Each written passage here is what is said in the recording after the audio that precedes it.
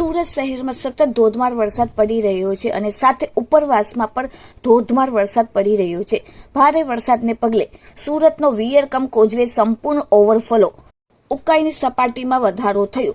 સવારે 10 કલાક સુધી ઉકાઈ અને કોઝવેની સપાટીના આંકડા. ઉકાઈ ડેમની સપાટી 320.82 ફૂટ, ઉકાઈની ભયજનક સપાટી 345 ફૂટ. ઉકાઈમાં પાણીની આવક 3,46,200 ક્યુસેક, ઉકાઈમાં પાણીની જાવક 800 ક્યુસેક. સુરત શહેરના રાંદેર સ્થિત કોઝવેની સપાટી 7.90 મીટરે પહોંચી. કોઝવેની ભયજનક સપાટી 6 મીટર, જે હાલ ભયજનક સપાટીથી ઉપર પહોંચી છે.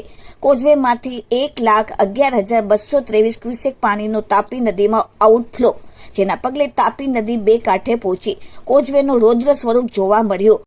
બંને કાંઠે કોઝવે પાણીમાં વહી રહ્યો છે અને ધોધમાર પાણી વહી રહ્યું છે. પાણીનો ધસમસતો પ્રવાહ તાપી નદીમાં.